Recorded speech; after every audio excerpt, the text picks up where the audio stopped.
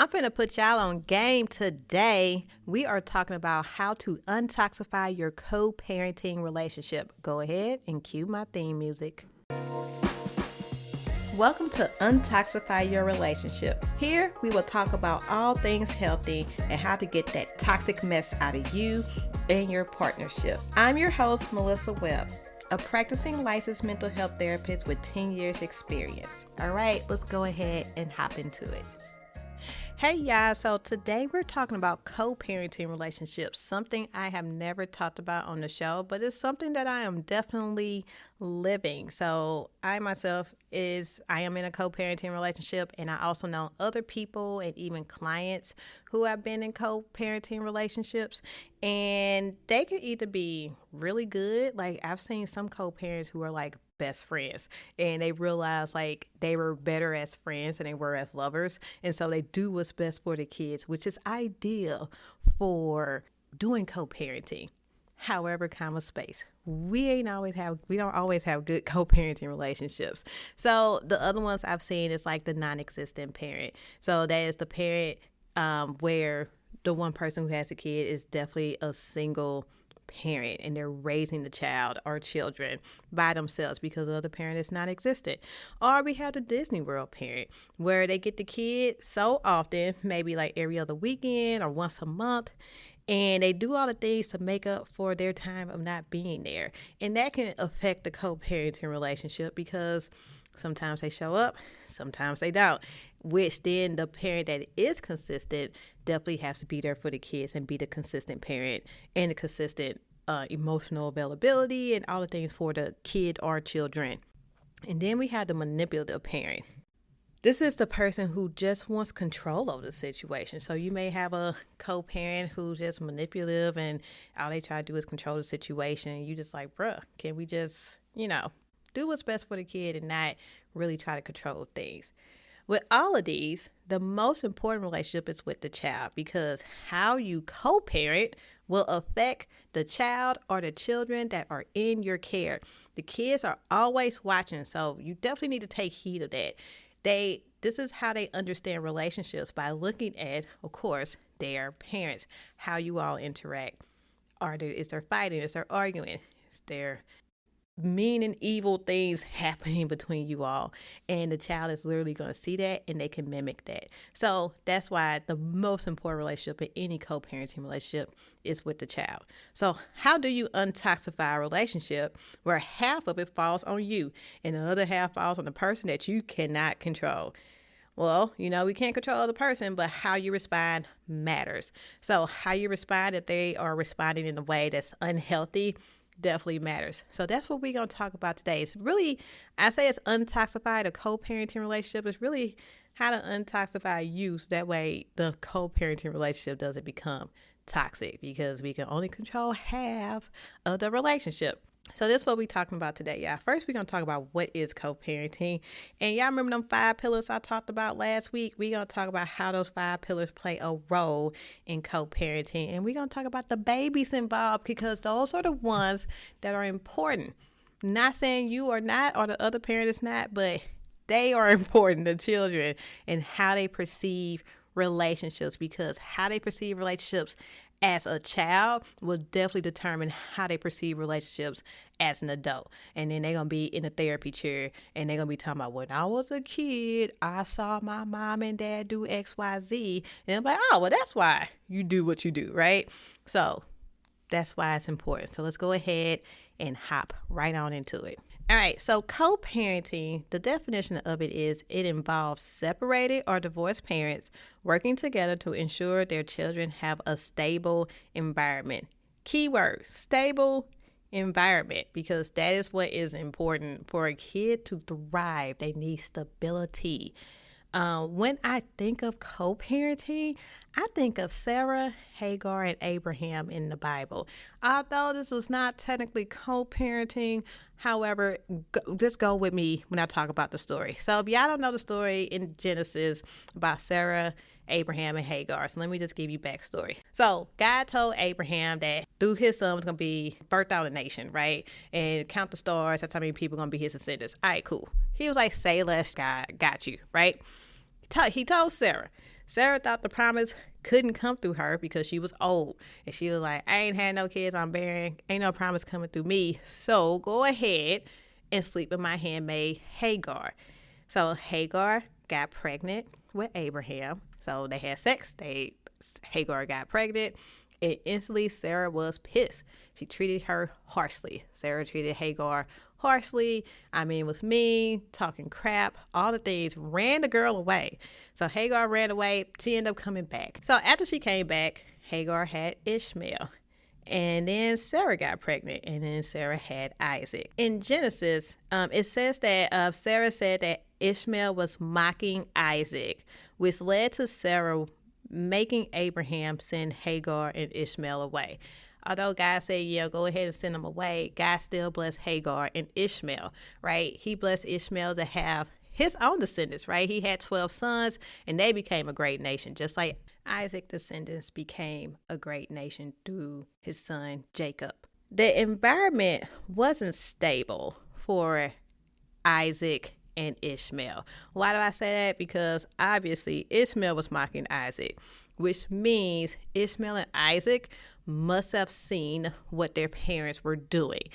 Now, let me tell you something. The Bible don't say this, but I'm just going to infer that Sarah and Hagar had beef since the beginning, right? Since Sarah ran Hagar off. They had beef. So I don't think that beef stopped once she had Ishmael. No, the beef continued. Definitely, after she had Isaac, right? So now we got two women fighting and creating a hostile environment for the kids to grow up in. So now we got the kids mimicking what they see their moms doing, right? Obviously, Ishmael was mocking Isaac. So that lets me know that either his mama was saying something to Ishmael, like, yeah, Sarah, we don't like her because of Isaac, or Sarah was talking crap to Isaac, yeah, we don't like Hagar because of Ishmael. Whatever the case may be, there was not a healthy environment, which led to the kids acting out in the way they were doing. So what happened after Isaac grew up and Ishmael grew up? Well, I'm going to tell you, Isaac's descendants fought Ishmael's descendants. If you look in the Bible, the Ishmaelites, the Amalekites, and the Midianites, all these ites, right? They were hostile towards Israel. So as we see, the Ishmaelites, Amalekites, there we go, and Midianites, they are all descendants from Ishmael. And they were all hostile towards Israel, which is descendants from Isaac. So you can't tell me that this can't be generational, where two people can be fighting each other all because of something that they learned in childhood. So this is a generational thing that we see between Isaac and Ishmael that all started with their mothers bickering at each other, right? And as we see, as the Bible go on, the Ishmaelites, the Amalekites, and the Midianites, all descendants from Ishmael, were then fighting descendants of Isaac. So this is a real thing, y'all. That's why I said it's very important that we have a stable environment for the children, because not only will the children grow up and mimic that, but then their children will mimic that, and then their children will mimic that, right? So that ain't what we want to cause generational curses. This is why we need to have at least one stable parent in the household that is taking care of the children. So how do we have a stable environment? Well, one, there has to be a healthy parent in the mix, right? Kids gravitate to healthy, stability, and consistency. So this is where the 5 pillars come into place.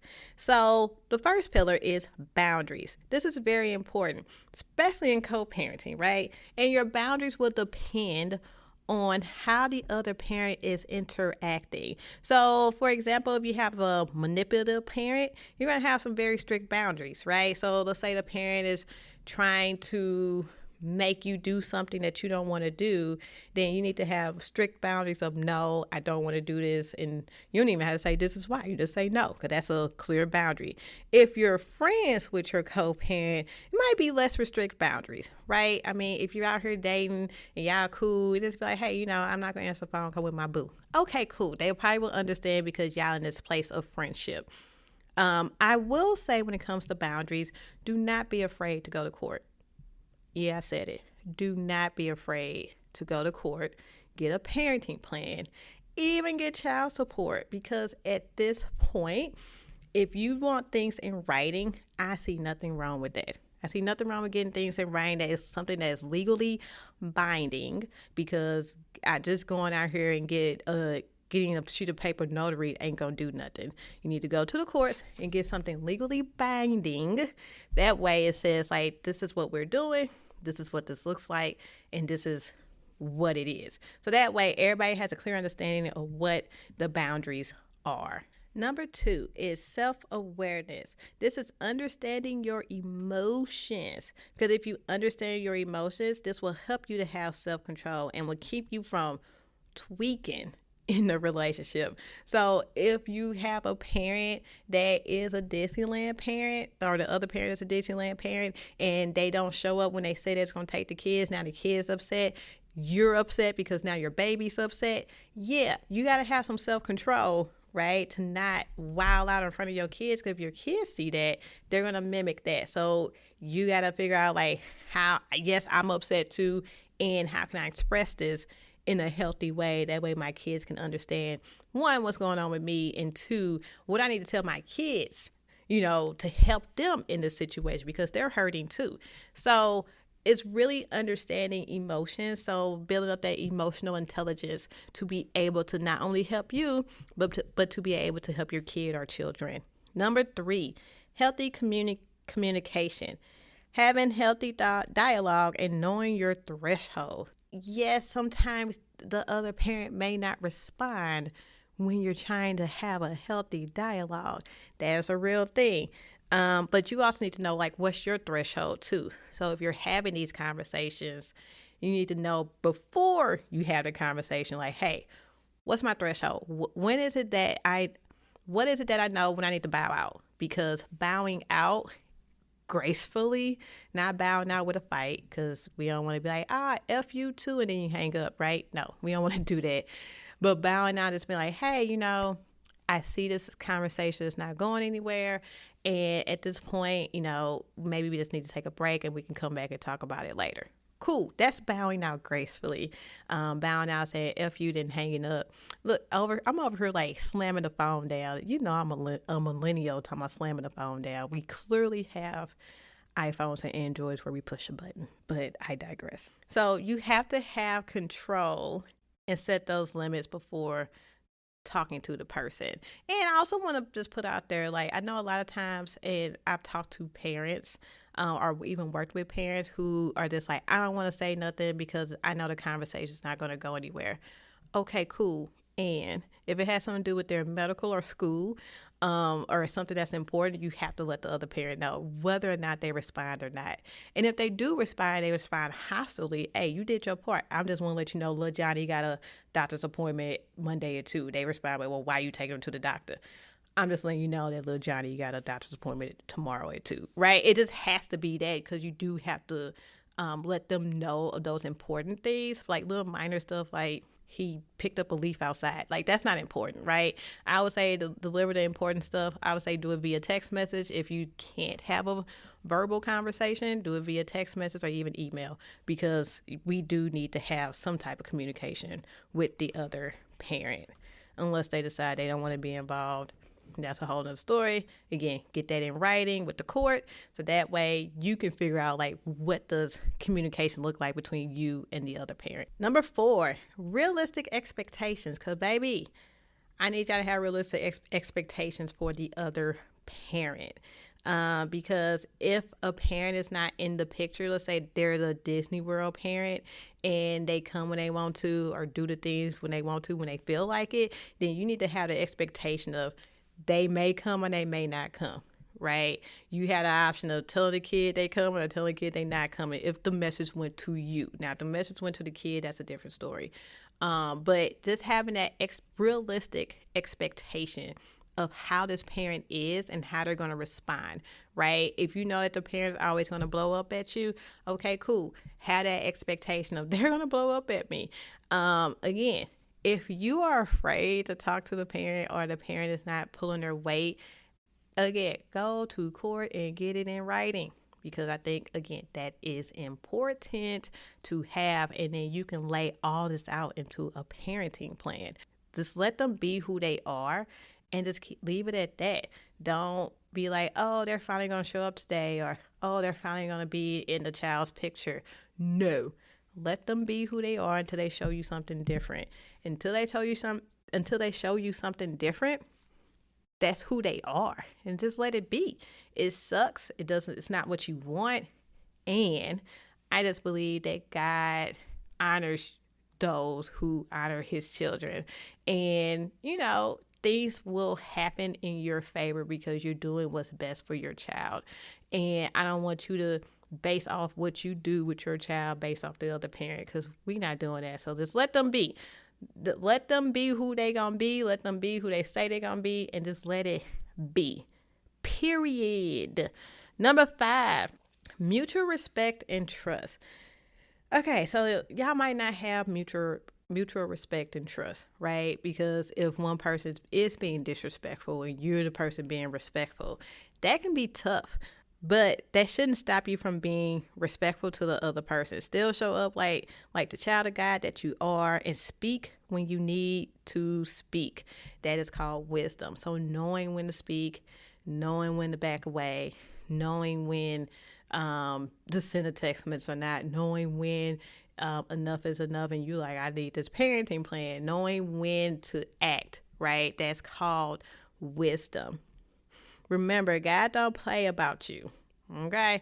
It was a sermon by Darius Daniels called God Don't Play About Me. Great sermon. I think it was sometime last year. Go listen to it. I might actually put the link in the show notes. But, God don't play about you. And he sees the things that you're doing as a parent. He sees your sacrifices. He sees how you're laboring for your child and trying to make the environment as conducive as possible. Yeah, he's going to honor that. And God is not a God of oppression, right? He definitely is a God of justice. So whatever justice looks like in his eyes, that's what's going to happen. So just be aware that God sees you. He hears you. He hears your prayers. He is there. He's there with you, giving you strength, giving you wisdom to respond and show up the way that you need to, especially in this relationship dynamic.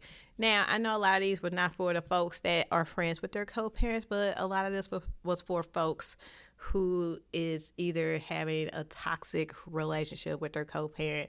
I hope this was helpful for you. So remember that you're doing this for the kid or the kids, so they can grow up in a stable place with love, light, and laughter. A kid that experiences a healthy environment will want to be there. So make sure your environment is healthy and stable and consistent. Ideally, we want both homes to be healthy, but that's not always the case, as we know. So here's some things you can do to make your home healthy and conducive and stable and consistent. Have a routine. And make sure that you follow that routine daily, right? Show up for your child, right? Play with them. Help them with homework. Do the things that they like to do. Put your phone away. I don't care if y'all just watching Paw Patrol for the 15th time, the same episode. Just put your phone away, sit there with your child, have a conversation with them. Something I like to do with my kid is, if we are watching the show, I usually point things out in the show and have them tell me like what it is. Like, oh, who is that? They'll say, oh, it's, name of character, right? But that is me interacting with the kid and making sure, like, let him know, like, I'm here. Play is always fun. Kids love play. I run around the house with my kid. Or we running outside playing bubbles or doing something, right? Use quality time. Go for a walk. Go to the park. Just ride around the car and just have fun, right? I think it doesn't have to be something where you got to take them to Six Flags or something. But it does just need to be genuine play where they know that you're there and you want to be there with them. Because kids be knowing if you don't want to be there for them. Some things you can do to help your child. Number 1, therapy. Therapy is a powerful tool that can help kids, to help them to say how they're feeling, their emotions, express themselves to a third party that's not you or grandma or big brother, big sister, whoever, right? So get you a therapist. The best therapy, I believe, for children is play therapy. So find you a good play therapist that can help you, that can help the child be able to express their feelings and emotions. Mentors. So a lot of mentoring programs out here, big brother, big sister. I know some sororities and fraternities have mentoring programs, but just see, or even if it's just a coach, right? They play a sport. It could be their coach, can be their mentor. Anybody can be a mentor for these kids. There's somebody else that can be there for them in an adult role who can take them on and just be like, hey, I'm your mentor. What do you want to do today? And also community.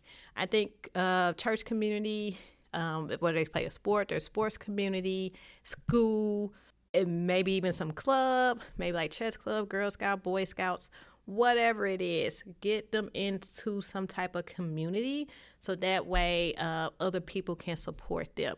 Because you cannot do this on your own. This is why God sent people. That's why people are all around us. They are here to help us.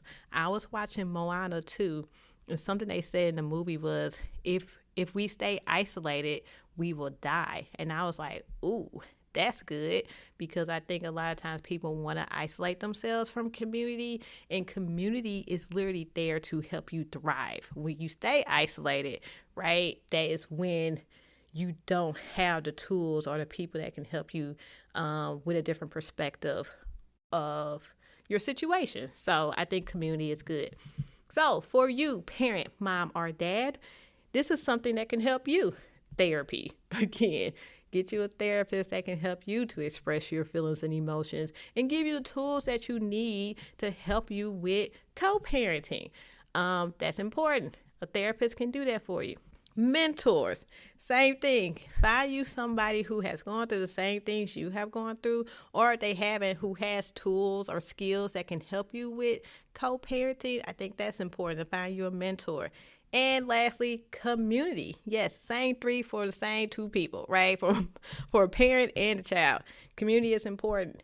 Get you around some people who can help you with this co-parenting dynamic that you are experiencing, because somebody might have gone through the same thing you're going through and they can be able to help you. But you have to be in community. Church, whether it's church, your fitness club, whatever, but get involved, talk to people. I mean, you got to tell everybody your business. However, but I do think it's important for you to be able to express yourself to your community and go to them for help if you need it. All right, y'all, that's it. That's the pose. I hope you enjoyed this episode. This is my first time talking about co-parenting. It was actually a fun experience, to say the least. So, yeah, thanks for listening. I hope y'all enjoyed the show. As always, episodes drop on Monday. Tell your auntie, uncle, and cousin them about the show. Shout out to my listeners who are consistently listening every week. Again, I see you, Australia. I'm going to shout y'all out every episode because y'all be on it.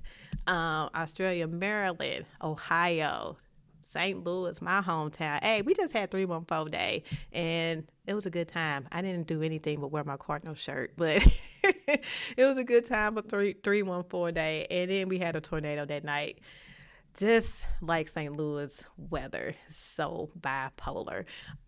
Anyway, but thank you all for listening. Leave a comment on the show. Drop a couple of stars if you think it's great. As always, stay classy, stay non-toxic, and I will see y'all next time.